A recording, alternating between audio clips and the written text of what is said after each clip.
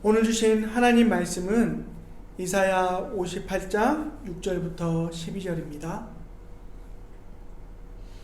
제가 읽어드리겠습니다. 내가 기뻐하는 그 음식은 흉악의 결박을 풀어주며 멍에의 줄을 끌어주며 압제당하는 자를 자유하게 하며 모든 멍에를 꺾는 것이 아니겠느냐. 또 줄인 자에게 내 양식을 나눠주며 유리하는 빈민을 집에 들이며 헐벗은 자를 보면 입히며 또 내 골육을 피하여 스스로 숨지 아니하는 것이 아니겠느냐. 그러면 내 빛이 새벽같이 비칠 것이며 내 치유가 급속할 것이며 내 공의가 내 앞에서 행하고 여호와의 영광이 뒤에서 호위하리니 내가 부를 때 나 여호와가 응답하겠고 내가 부르짖을 때 내가 여기 있다 하리라. 만일 내가 너희 중에서 멍에와 손가락질과 험한 말을 제하여 버리고 줄인 자에게 내 심정이 동하며 괴로워하는 자의 심정을 만족하게 하면 내 빛이 흑암 중에서 떠올라 내 어둠이 나처럼 될 것이며 여호와가 너를 항상 인도하여 메마른 곳에서도 내 영혼을 만족해 하며 내 뼈를 견고하게 하리니 너는 물된 동상 같겠고 물이 끊어지지 아니하는 샘 같을 것이라. 내게서 날 자들이 오래 황폐된 곳을 다시 세울 것이며 너는 역대에 파괴된 기초를 쌓으리니 너를 일컬어 무너진 데를 보수하는 자라 할 것이며 길을 수축하여 구할 곳이 되게 하는 자라 하리라. 아멘.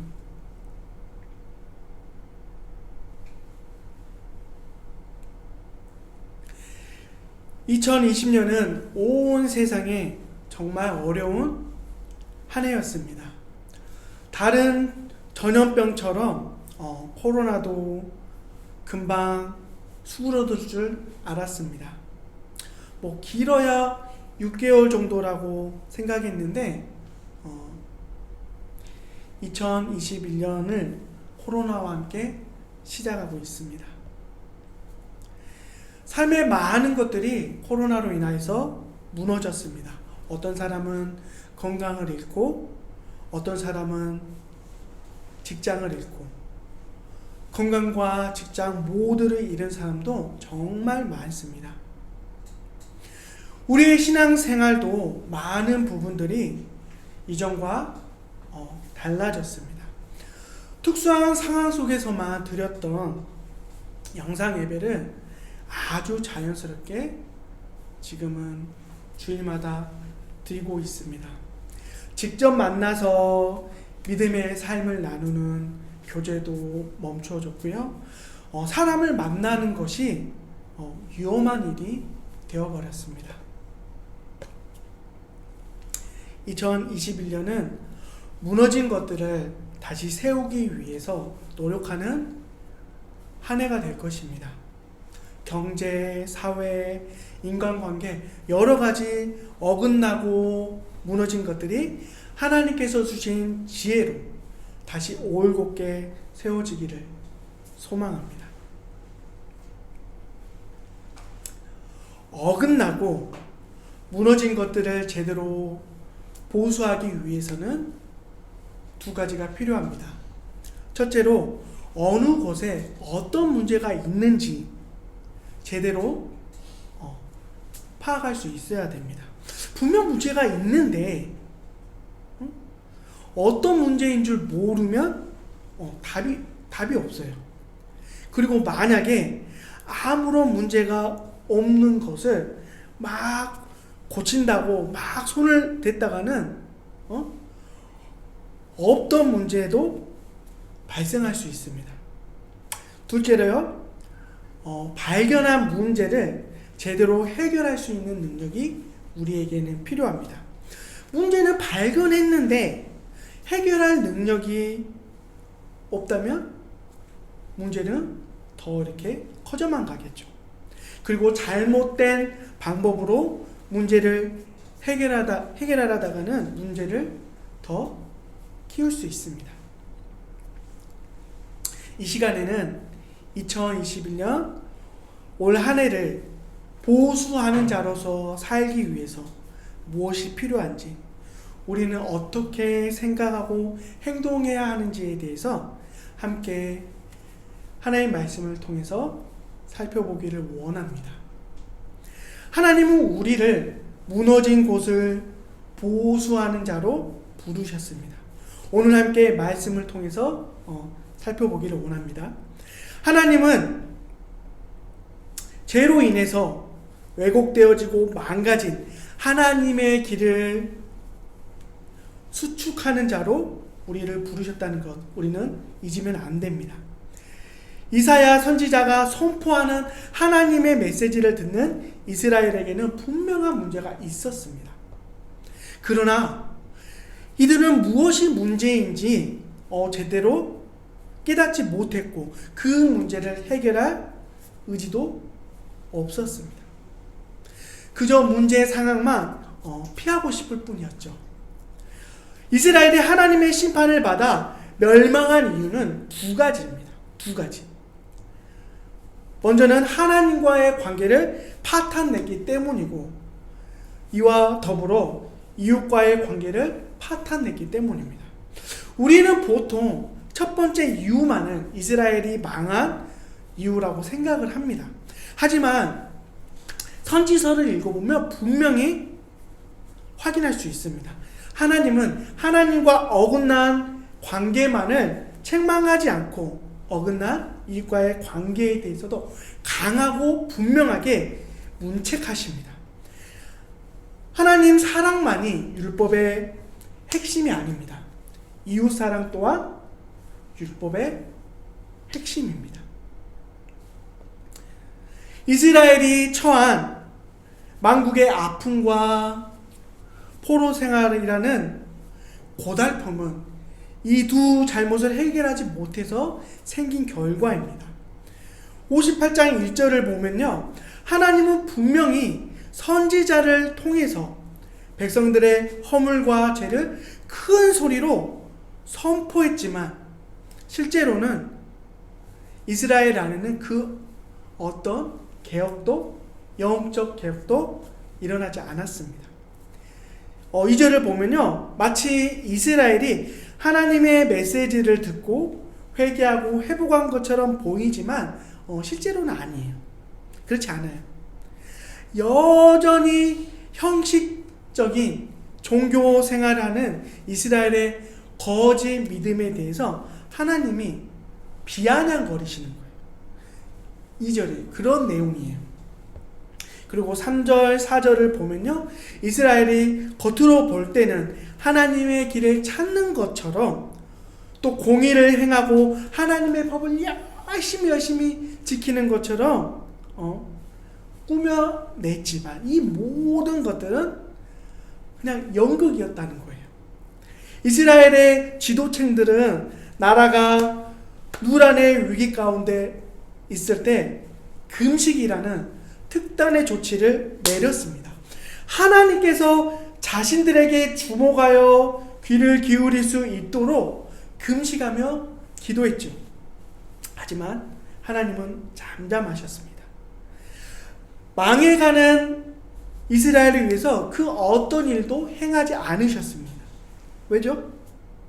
이 모든 것들이요, 이스라엘이 행한 금식, 어떤 종교적 열심 행위, 이 모든 것들이 연극이었어요. 4절을 보면 알 수 있습니다.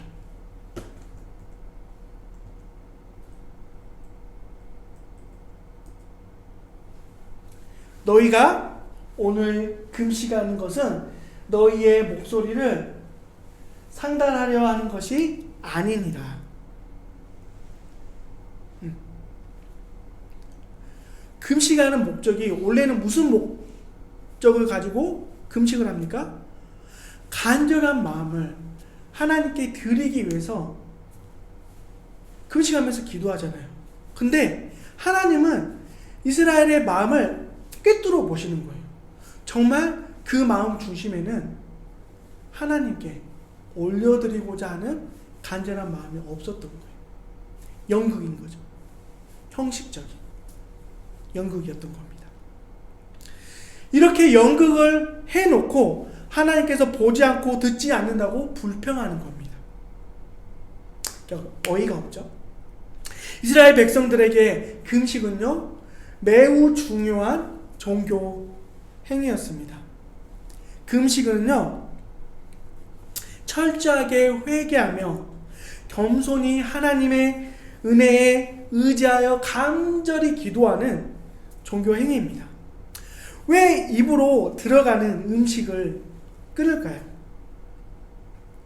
우리는 왜 밥을 먹습니까? 생명을 유지하기 위해서 밥을 먹습니다. 금식은요, 자신의 생명을 유지하기 위한 모든 것들을 끊는 거예요. 나 자신이 아니라 하나님만이 내 생명의 주관자 되심을 인정하며 하나님만 붙들고 의지하는 것이 금식의 핵심입니다. 자신들의 죄를 버리고 겸손히 하나님께 용서와 도움의 손을 내미는 것이 금식인 거예요. 간절히 기도하는 거예요. 그냥 먹고 끝내는 게 아니라 그 상태에서 간절히 하나님께 회개하며 기도하는 것이 금식입니다. 이스라엘 백성들은 입으로 들어가는 음식을 끊고 하늘을 향해서 손을 뻗었지만 그냥 행한 거예요. 금식을 하며 백성들이 구해야 하는 것은 여호와의 길이었습니다. 금식을 통해서 하나님의 규례와 하나님의 기뻐하시는 공의를 자신의 삶에 선명하게 새겨야 하는 거예요. 하지만 이스라엘 백성들은 하나님의 길에, 여호와의 길에 관심이 없었습니다. 금식을 통해서 하나님의 길이 아니라 자신의 길을 더욱더 선명하게 새기고 하나님의 뜻이 아니라 자신의 뜻을, 자기 자신을 다른 사람들에게 드러내고 자랑하기 위해서 금식하는 거예요. 종교적 열심을 다른 사람에게 드러내고 자랑하기 위해서 금식한 거란 말입니다. 내가 이 정도로 뜨겁다, 내가 이 정도로 뜨거운 믿음이 있다, 이거를 자랑하기 위해서 금식한 겁니다. 그러니 이들은 금식 기간 중에 열심히 육신의 즐거움을 찾아다녔고 논쟁하고 다투었습니다. 하나님께 집중해야 하는 시간에 자신의 즐거움을 위해서, 자신의 자존심을 위해서 열심히 싸운 겁니다. 금식은 자기를 비워내는 시간이에요. 자기를 비워내고 그 안에 하나님을 채우는 시간, 하나님의 생각과 하나님의 뜻, 하나님을 채우는 시간이 금식인데 이스라엘 백성들은 그 안에 자신의 육신의 정욕과 자신의 자존심을 채우기 위해서 노력한 겁니다. 그리고 재미있는 표현이 3절 마지막 부분에 있습니다. 온갖 일을 시키는도다. 금식을 하면서요, 육신의 즐거움을 찾을 뿐만 아니라 자기 동족들에게 여러 일을 시키는 거예요. 이 온갖 일을 시키는도다, 이 구절은요, 출애굽기 2장 23절과 연결된 표현인데요. 출애굽기 2장 23절이 어떤 내용이냐면, 이스라엘 자손은 고된 노동으로 말미암아 탄식하며 부르짖으니, 어느 정도의 일을 시켰냐면 노예들이 힘들고 어렵게 괴로워할 정도로 심한 노동을 자신들의 동포들에게 시킨 겁니다. 이거는요, 자기 목에 이렇게 감겨있는 줄을 풀어달라고 하나님 앞에 나왔는데, 그 줄을 풀어달라고 온 사람, 여기 손을 보니까요, 다른 사람의 목을 무거운 그 쇠사슬로 칭칭칭 감아있는 줄을 딱 이렇게 손에 쥐고, 하나님 내 목에 이 줄 풀어주세요. 풀어주세요. 이렇게 말하는 거랑 똑같은 거예요. 지금 하나님 앞에 나온 이 사람은 다른 사람을 억압하고 그 사람을 괴롭게 만든 상황에서 자기의 조그만 문제를 해결해 달라고 하나님 앞에 이 줄 풀어주세요. 풀어주세요. 이렇게 말한다면 하나님이 보고 그 줄을 풀어주시겠습니까? 손에는 정말 악독한 죄가 가득한데, 다른 사람들을 핍박하고 괴롭게 만드는 죄가 가득한데 자신의 문제를 해결해 달라고 하나님 앞에 나오면 하나님이 기쁘게 그 사람의 문제를 해결해 주시겠습니까? 저 같아도 안 그럴 것 같아요.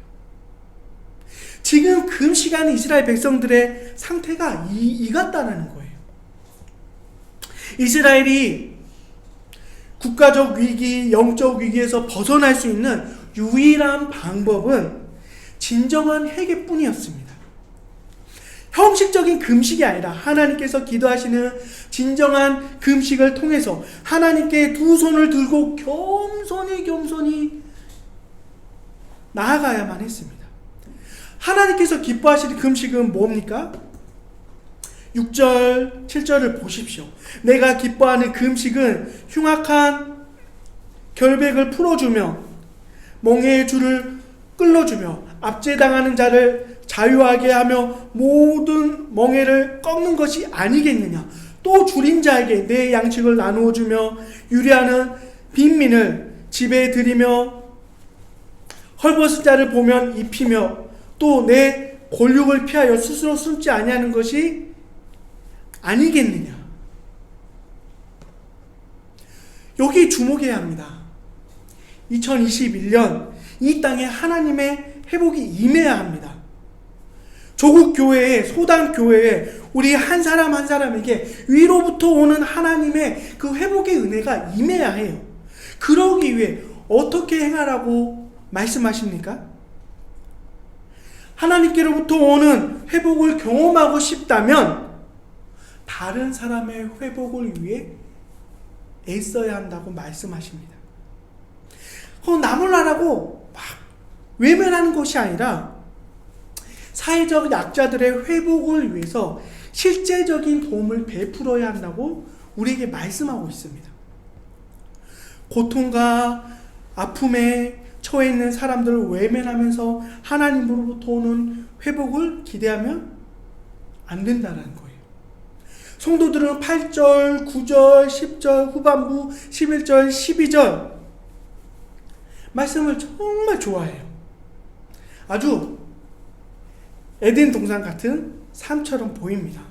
내 빛이 새벽같이 비칠 것이며 내 치유가 급속하시며 내가 부를 때 나 여호와가 응답하겠고 내가 부르짖을 때는 내가 여기 있다 하리라. 너는 물된 동산 같겠고 물이 끊어지지 아니하는 샘 같을 것이라. 이것보다 더 완벽한 삶이 있을까요? 없습니다. 저는 정말 저와 여러분이 이러한 삶을 살기를 소망합니다. 하지만 이런 놀라운 축복과 영적 회복은 저절로 이루어지지 않습니다. 열심히 많이 예배하고 오래 기도하고 열정적으로 찬양과 경배를 드리면 저절로 이루어지는 축복이 아니라는 거예요. 10절을 보십시오.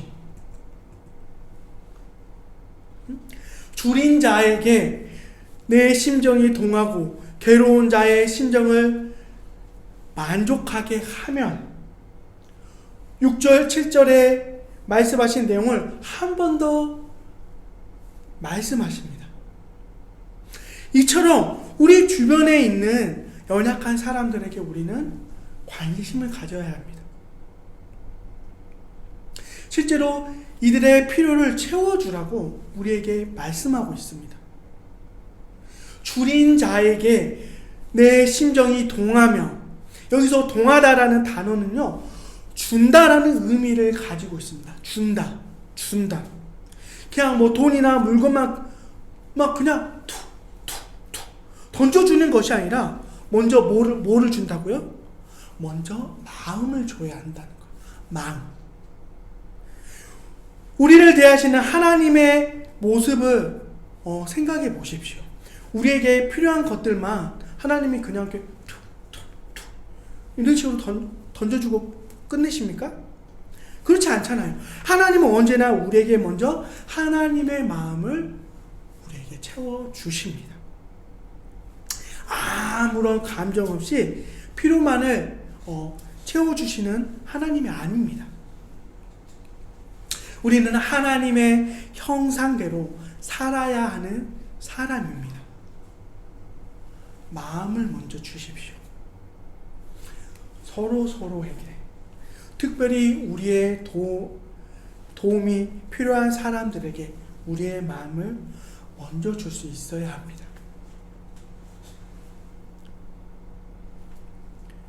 괴로운 자의 심정을 만족해 하면, 여기서 만족하게 하다라는 단어 또한요, 주다, 채우다라는 의미를 가지고 있습니다. 그게 마음으로만 안타까워 하면 끝입니까? 아니요, 그렇지 않아요. 하나님으로부터 오는 놀라운 축복을 경험하기를 원한다면, 하나님으로부터 오는 놀라운 회복을 경험하기를 원한다면 먼저 주고 먼저 채워주라고 우리에게 말씀하십니다. 누구에게? 우리의 도움이 정말 필요한 사람들에게. 그냥 우리끼리만, 그냥 교회끼리만, 성도끼리만 그냥 막 나누는 것이 아니라 사회적 약자들, 복지의 사각지대에서 살아가는 사람들, 세상이 외면하는 사람들을 향해서 우리의 마음과 함께 지갑도 열으라고 말씀하시는 거예요. 우리를 향한 하나님의 놀라운 축복과 회복이 일어날 거라고 분명히 약속하고 있습니다. 우리는 다시 세우고 쌓기 위해서 부름받은 사람들입니다. 뭐를 다시 세우고 뭐를 다시 쌓습니까? 교회 건물이요? 선교센터요? 그런 말이 어디 있습니까? 없습니다. 그냥 눈을 씻고 봐도 없어요. 우리는 이 땅에 무너진 하나님의 통치를 다시 세우고 쌓는 사람들입니다.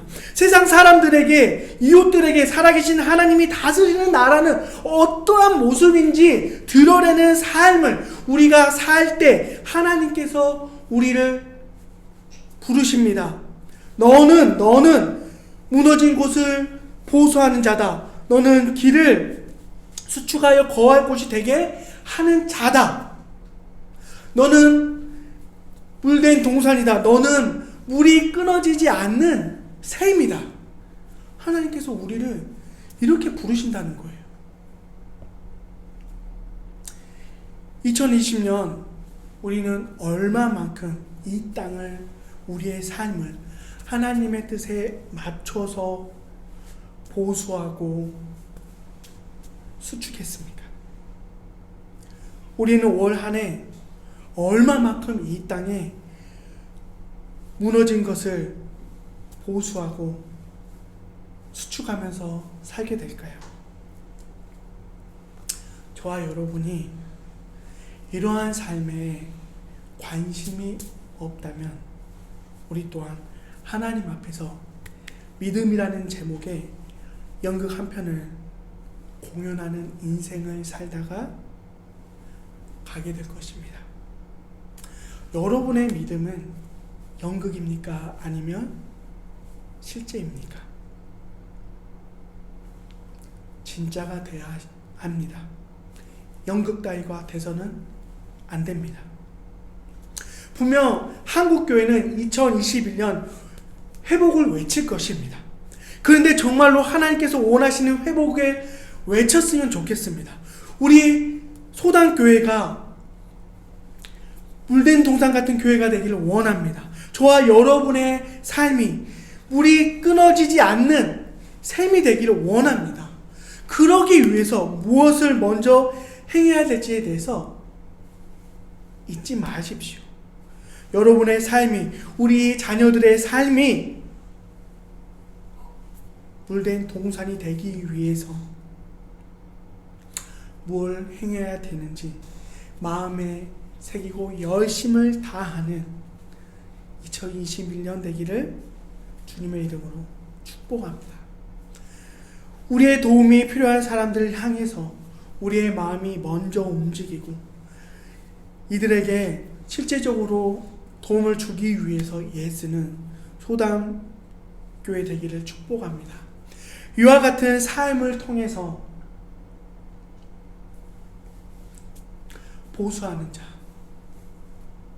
수축하는 자라는 하나님께 인정을 받고 하나님의 복을 누리는 저와 여러분 되기를 주님의 이름으로 축복합니다. 아멘. 기도드리겠습니다.